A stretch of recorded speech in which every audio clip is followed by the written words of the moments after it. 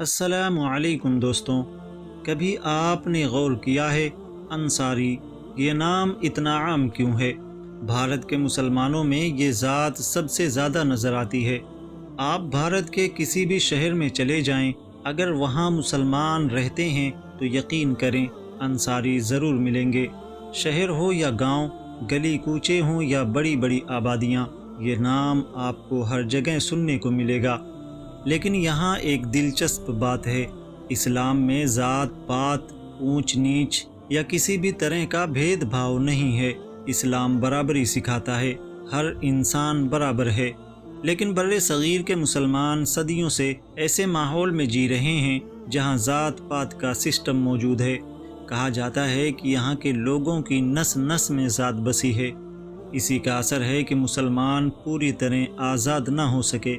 یہی وجہ ہے کہ آج بھی مختلف برادریوں کے نام سننے کو ملتے ہیں، اور ان سب میں سب سے مشہور نام ہے انصاری۔ اب سوال یہ ہے کہ بھارت کے انصاری آخر کون ہیں؟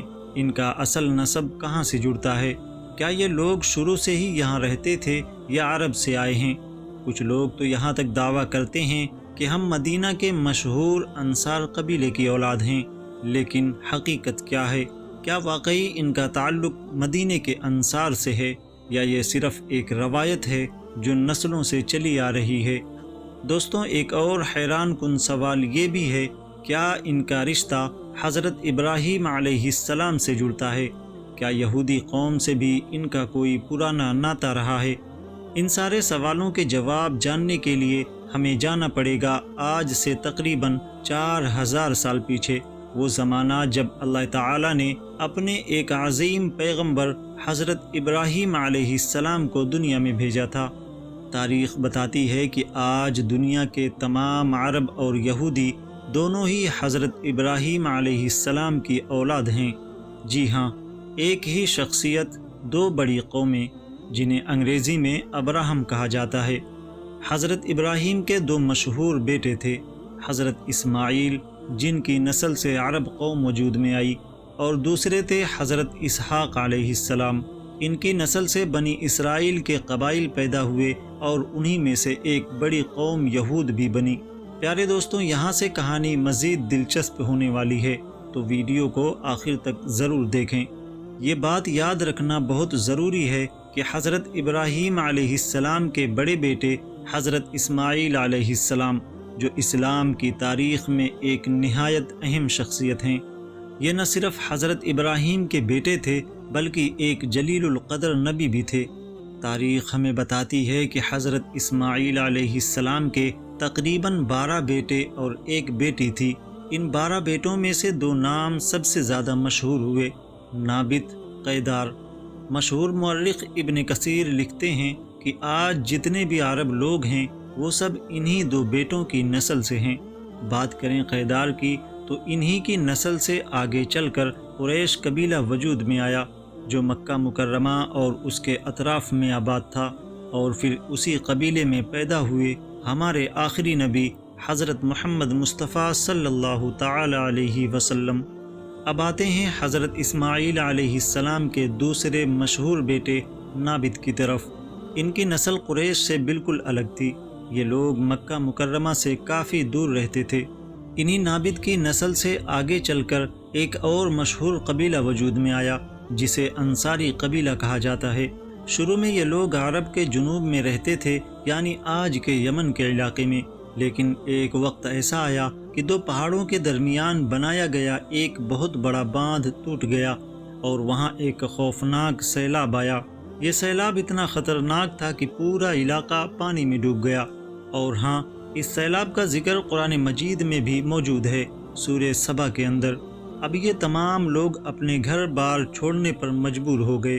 اپنے سردار کی قیادت میں یہ لوگ ہجرت پر نکلے، پورے عرب میں یہ نئی جگہ تلاش کرتے رہے، اور آخرکار انہیں ایک ایسی بستی ملی جس کا نام تھا یثرب۔ دوستوں، اگر آپ نہیں جانتے تو سن لیں، یثرب دراصل آج کا مدینہ منورہ ہے۔ جی ہاں، اسی مدینے کو اس وقت یثرب کہا جاتا تھا۔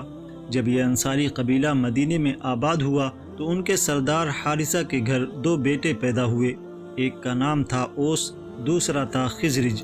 یہ دونوں نام یاد رکھنا ضروری ہے کیونکہ انہی سے انصاری قبیلے کی دو بڑی شاخیں بنی، اوس قبیلہ، خزرج قبیلہ۔ اگر ہم اس دور کے حالات پر نظر ڈالیں تو اس زمانے میں مدینہ شہر پر یہودیوں کا غلبہ تھا۔ اصل میں مدینہ کو 3 بڑے یہودی قبائل کنٹرول کرتے تھے، بنو قریظہ، بنو نذیر، بنو قینقاع۔ انصاری قبائل یعنی اوس اور خزرج بھی انہی یہودیوں کے ماتحت ہو گئے تھے۔ یہاں تک کہ بعض تاریخی روایات میں یہ بھی لکھا ہے کہ یہ قبائل یہودیوں کو ٹیکس بھی ادا کرتے تھے۔ اسی لیے کچھ لوگوں کا ماننا ہے کہ شاید اسلام قبول کرنے سے پہلے یہ انصاری لوگ بھی یہودی مذہب میں شامل ہو گئے ہوں، لیکن دوسری طرف کچھ مورخین اس بات سے اتفاق نہیں کرتے۔ ان کے مطابق یہ لوگ یہودی نہیں تھے بلکہ مکہ کے مشرکین کی طرح بتوں کی پوجا کرتے تھے، خاص طور پر لات اور منات جیسے بت جن کی یہ عبادت کرتے تھے۔ وقت گزرتا گیا، مدینہ میں اوس اور خزرج یعنی انصاری قبائل کا اثر بڑھنے لگا۔ یہ دیکھ کر یہودی قبائل چونک گئے۔ انہیں لگا کہ اگر انصار طاقتور ہو گئے تو مدینہ پر ان کی حکمرانی ختم ہو جائے گی، لہٰذا انہوں نے چالیں چلنا شروع کر دیا تاکہ انصار کو کمزور کریں یا پھر انہیں قابو میں رکھ سکیں۔ اور افسوس کی بات یہ ہے کہ ان کی یہ چالیں کامیاب بھی ہو گئیں۔ یہودیوں نے بڑی چالاکی سے اوس اور خزرج کے درمیان خطرناک دشمنی پیدا کر دی۔ جو قبائل کبھی بھائیوں کی طرح رہتے تھے وہ ایک دوسرے کے خون کے پیاسے بن گئے۔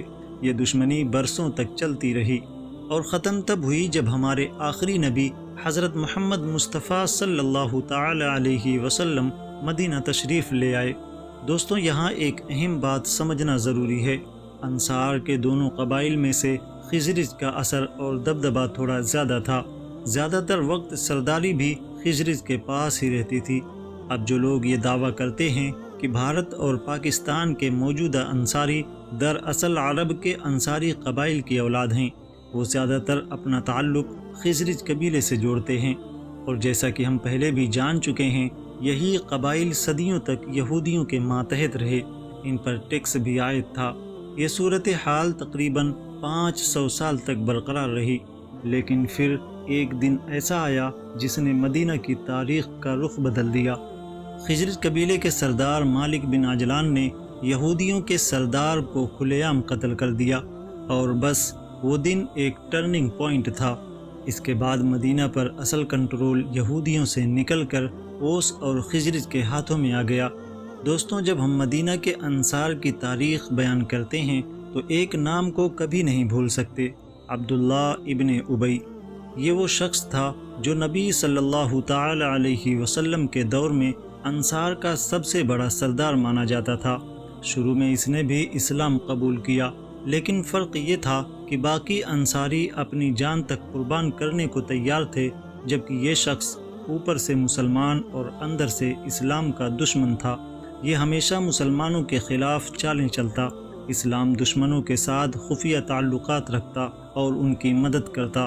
اسی وجہ سے لوگوں نے اسے ایک خاص لقب دیا، رئیس المنافقین، یعنی منافقوں کا سردار۔ دوستوں، مدینہ کے انصار میں جو شخصیت سب سے زیادہ نمایاں ہوئی وہ کوئی اور نہیں بلکہ حضرت ابو ایوب انصاری تھے۔ یہ وہ عظیم صحابی ہیں جو نبی صلی اللہ تعالی علیہ وسلم کے نہایت قریبی ساتھی تھے۔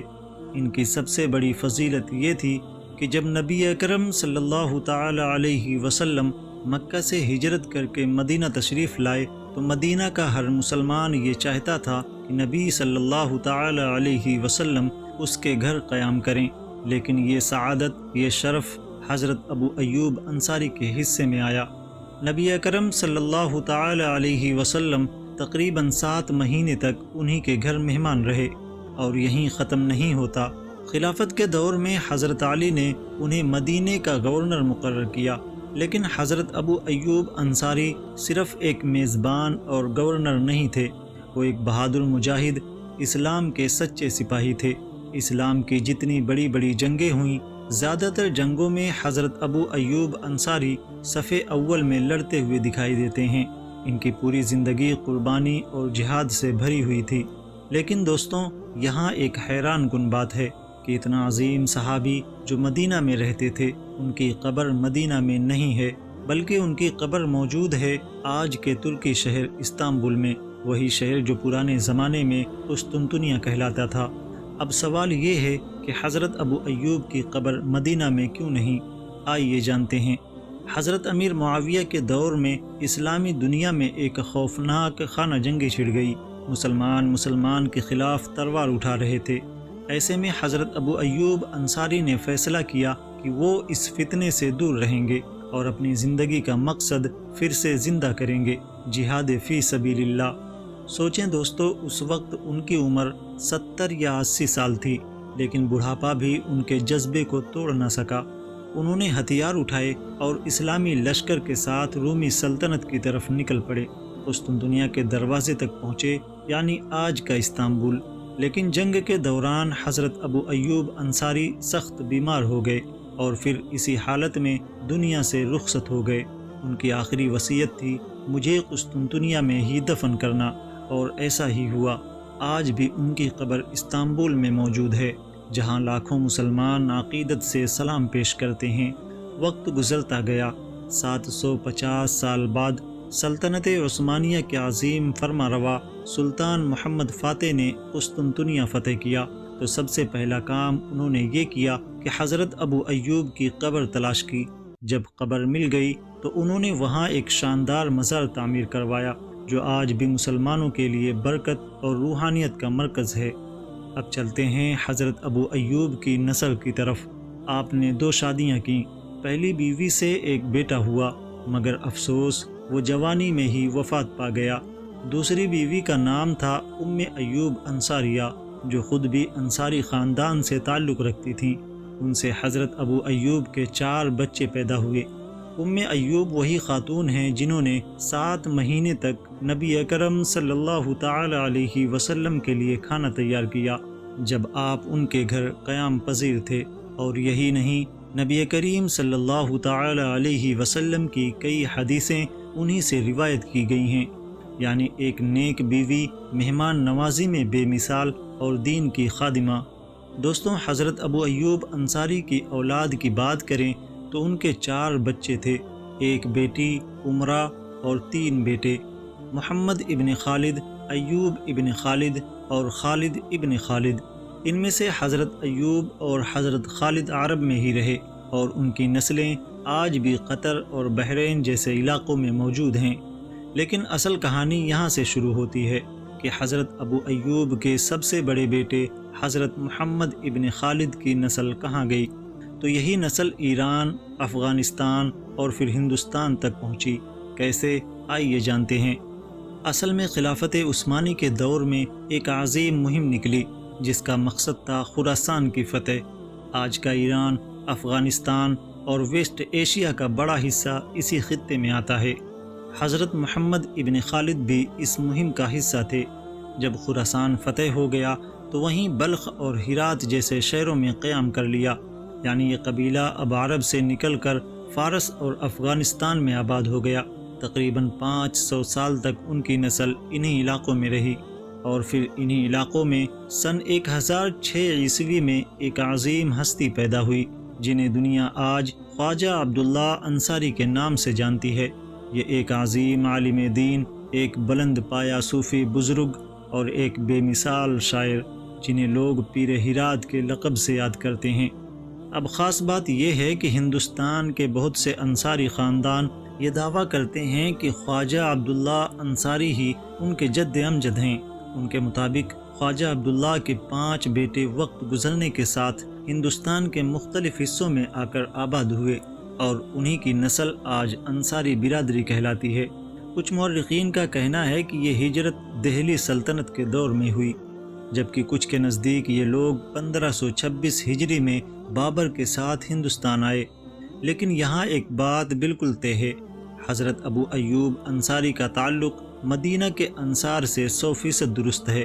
یہ بھی حقیقت ہے کہ ان کے بیٹے کی نسل آگے چل کر افغانستان میں آباد ہوئی، لیکن اصل بحث تو یہ ہے، کیا واقعی خواجہ عبداللہ انصاری کی نسل ہندوستان آئی تھی؟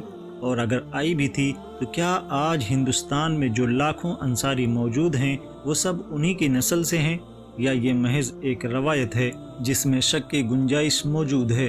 دوستوں، اگر آپ اس سوال کا جواب تلاش کریں کہ کیا ہندوستانی انصاری حضرت ابو ایوب انصاری کی اولاد ہیں، تو آپ کو زیادہ تر مورخین اور ماہرین نفی میں جواب دیتے نظر آئیں گے۔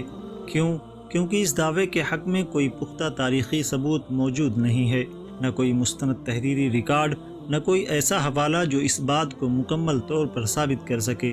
تاریخ کی کسی بھی معتبر کتاب میں یہ بات واضح طور پر درج نہیں ہے کہ ہندوستان کے انصاری براہ راست حضرت ابو ایوب انصاری کی نسل سے ہیں۔